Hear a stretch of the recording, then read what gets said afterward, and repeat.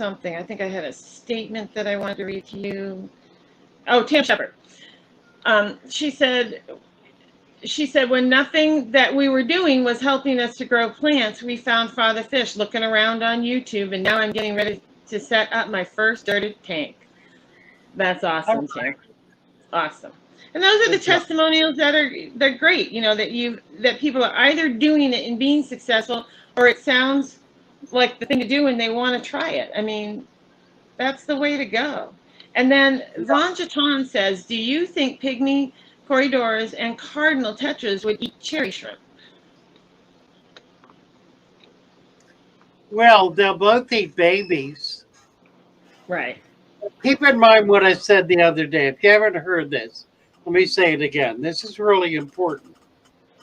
Crustacea. Shrimp are a crustacea. Now, what does that mean? That means they have an exoskeleton. That means they'll have bones. Instead of bones, they have an external shell. And that external shell is what allows them to move. With animals that have bones, it's the bones that allow them to move. For crustacea, it's the hard shell that allows them to move. Now, there's a problem with an exoskeleton animal. And the problem is the exoskeleton, because it's hard.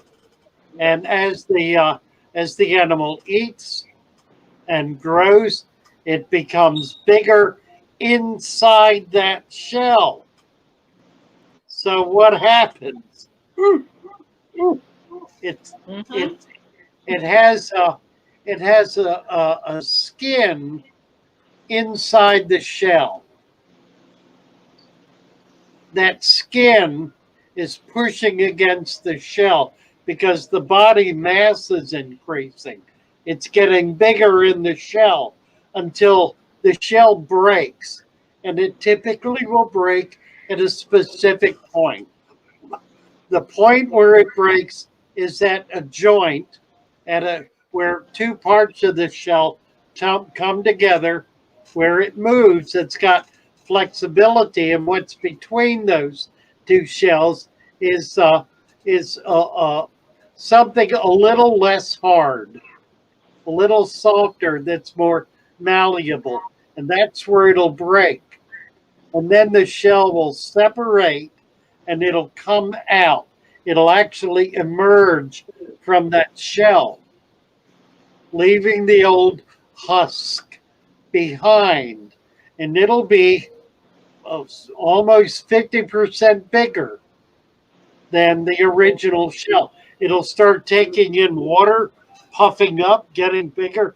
It'll be amazed how much bigger it is than the shell it was in, because it's taken in a bunch of water in its body. It's puffed itself up. Now, at that stage, that crustacea, its external shell, if you will, is very soft. And it is, in a sense, it is bleeding. That is, it's releasing material, slime or whatever, from inside the shell that fish in the area pick up on.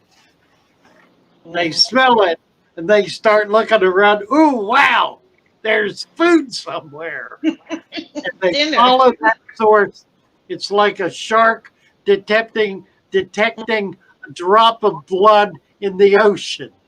They detect it, they smell it, they follow it, and they get right down to where the shrimp is, and they nip at its fin, and the fin comes off. And they nip at another fin, and that fin comes off. They nip at whatever its feelers are, its eyes. They begin nipping at the underbelly until they completely consume it, until they eat it up.